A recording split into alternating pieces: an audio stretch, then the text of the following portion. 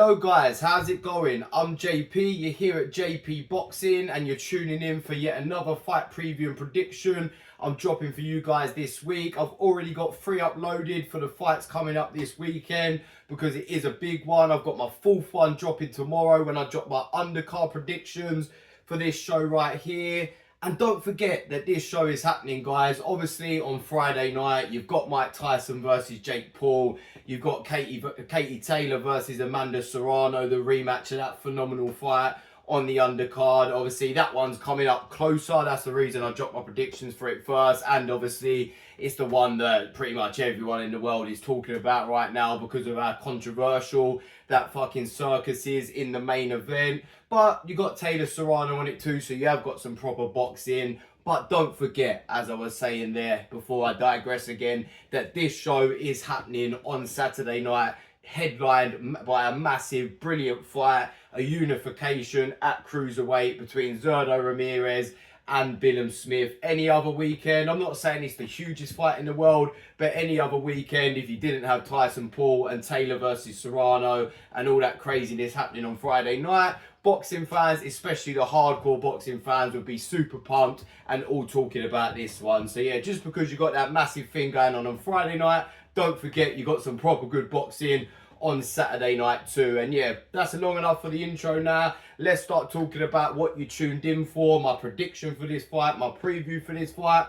Because man, it is a tough one to pick. It is a close one. I know quite a few people seem to be making Zurdo the favourite, especially internationally, especially in America. Obviously, I should say first as well, this is a Latino night in Saudi Arabia, so UK, it's normal time, prime time for us UK fans. I'm guessing in America that makes it slightly earlier, like afternoon time for you guys. But yeah, Zurdo and obviously all the Latin fighters, they're going to be the main attraction on this one. So that's one of the main reasons that he's looked at the A side. But obviously I think he's being favoured quite a bit when you got like the media and that reporting on this one too. But us British fans, we know what Billam-Smith's about. And I'm not saying Billam-Smith is elite. I'm not saying he's one of the very best in the world. I think he's just a good, solid fighter that is capable of beating fighters even better than him and more talented than him on his day. So yeah, I am definitely not ruling out Billam-Smith in this one. I'm not going to give you my prediction just yet. You got to stay tuned a little bit longer in this video. I always drop my predictions more towards the end. But yeah, we'll start with Zurdo. Obviously, this is a unification fight. They're both champions. But with him being the A side, let's start with his stats and stuff like that, etc. Let you know a little bit more about him, just in case you don't know too much about him. If you're not a hardcore that knows like everything about these guys, and it's understandable because neither of them is a massive superstar. They might be a bigger name after winning this, become a unified champ. But yeah, let's start with Gilberto Zurdo Ramirez. 146, lost 1, knocked out 30. So yeah, 47 fights, man. He's got a very good record. Been around for a very long time. He's 33 years old now, which actually shocked me a bit. You're probably thinking why he's had 47 fights, but he just does. He's always had that vibe of a younger fighter, Zurdo Ramirez, and although he's had that many fights, he's been world champion at super middleweight, obviously world champion now at cruiserweight, fought at world level at light heavyweight, but never won a title because obviously he had Better Biev and Bivol there at the time. He actually lost to Bivol. That was his one loss. But even though he's been world champion, he's actually made history. He was the first ever Mexican super middleweight champion. Now the first ever Mexican cruiserweight champion after beating Arsene Guillamarian. That's a hard name to say fast. But yeah, beat him in his last fight to win the WBA cruiserweight world title.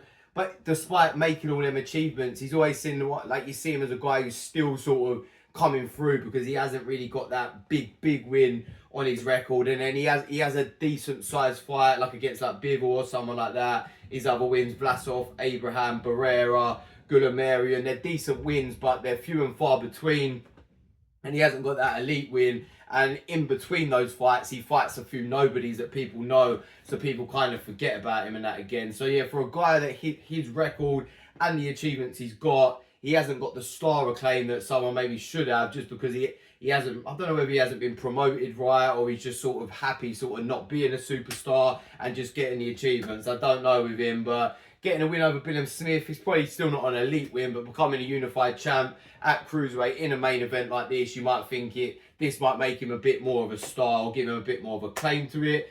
Billam-Smith, internationally, worldwide, some of you guys might be watching this and not knowing who the hell Billam-Smith is. It wasn't actually much different from that in Britain to up to about 4 or 5 years ago. This guy was just an average amateur, average pro coming through, fighting on the small hall shows, was picked up by a good trainer in Shane McGuigan as an amateur. I think he's been with him his whole pro career, I'm pretty sure. But even with that, so obviously that's a big thing for his development and why he's improved in that, because Shane McGuigan, probably the best trainer in Britain, in my opinion, are up there, and one of the best trainers in the world, definitely one of the best young trainers in the world, so knowledgeable, loyal to his fighters, really improves them. And he's been massive for Billam-Smith's development. He's massive for Billam-Smith for the tactics and game plans in every fight. He'll be very important in this, and Billam-Smith just listens to everything he says. He said it himself, Billam-Smith, he's limited, not the most talented, isn't the most fast or athletic. He's just tough, he's solid, and he works so hard to get better and better every day and every fight. And looking at him, I'll go through his stats and that quick before I weigh him up too much.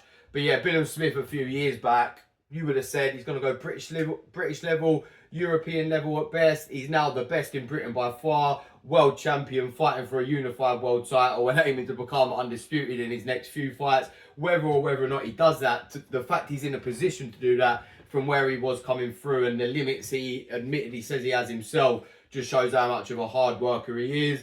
His record, 120, lost 1, so he ain't even had half the amount of fights that Zurdo has had, but he's actually a year older. He's 6'3" with a 75-inch reach. Obviously, he is the natural cruiserweight. Zurdo Ramirez is 6'3" and actually 75-inch reach himself. And you see him facing off. You would never have thought that Zurdo Ramirez was a super middleweight about 4 or 5 years ago. You never would have thought he was a super middleweight at any point in his career, because, man, he must have been, I remember it, he was absolutely huge for a super middleweight. He looked like a cruiserweight then. Now he just sort of filled out into it. But looking at him, when I see him in the ring and that, Zurdo does look a bit soft around the body and that now. I'd say like heavyweight is probably the more solid weight for him, but obviously he might just not like weight cutting. Maybe he feels that he's strongest at cruiserweight without having the weight cut. But Billam-Smith's obviously a bigger guy, probably boils down a little bit to get to cruiser. Not saying he's a heavyweight size or anything, but he's a big cruiser. He looks massive compared to a lot of guys he fights. Although they're the same height, I think when you see him in the ring, you saw him at the face-off, Billam-Smith will look bigger than him. I do think he'll have the big strength advantage. And yeah, that brings you on now. Perfect transition here. Let's start talking about what I think is actually going to happen in the fight, because stats are all good. But what we want to talk about here is the eye test, how they look and how they're going to do against each other when they face off in the ring on Saturday night.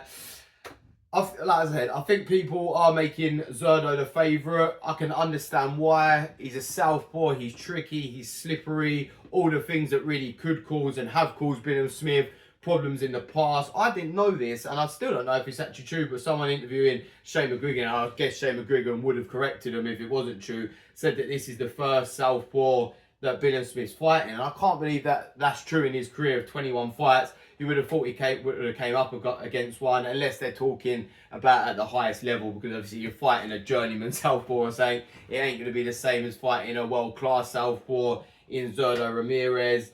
And with Billam-Smith, he said, as I said, I keep saying it, but he admits himself he's limited. He is limited technically. I do think Zurdo could outbox him in them early rounds, be tricky for him, be slippery for him. It's kind of how he did against Billam-Smith in his last fight. It was another big, tough, strong, but limited cruiserweight. But the difference between Billam-Smith and Billam-Smith is that Billam-Smith will, like, even though he's limited athletically and limited boxing wise, he does have a good boxing brain, and he will adapt, he will change things. He's got a brilliant trainer in Shane McGuigan, who, as I said, with the game plan and tactics in his fight will be very important. I'll say early rounds, I'm going to think of 50-50. Ramirez at boxing him at times with the quicker, sharper hands, but Billam-Smith picking his shots, coming over the top when Ramirez throws that jab that he likes to pump out in the backhand, just countering him with his shots, going to the body.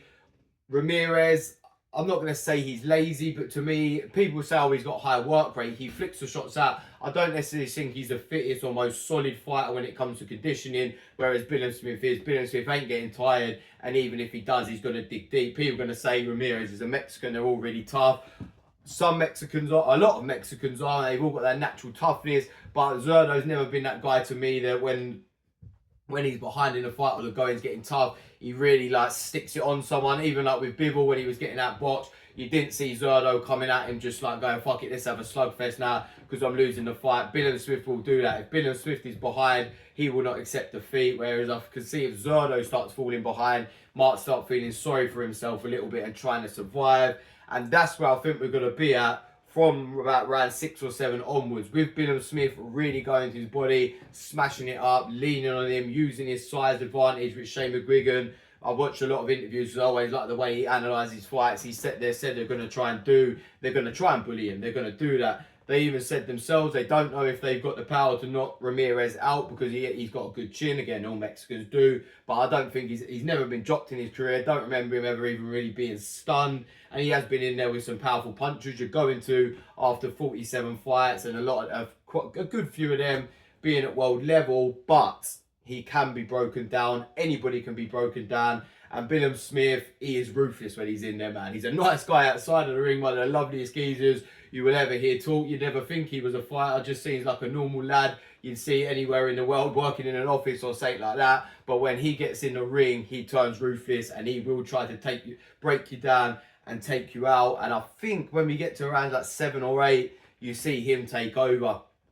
You see Zurdo slow down. He's been flicking out them punches. Now they're flicking out with even less oomph on them. Billam-Smith starts thinking, now, okay, I've got you now. Let me put the pressure on you. And you've got to remember, this guy just fought Richard Riyadh, who's one of the hardest hitters in the world. In his last fight, beat him, avenged the only loss of his career.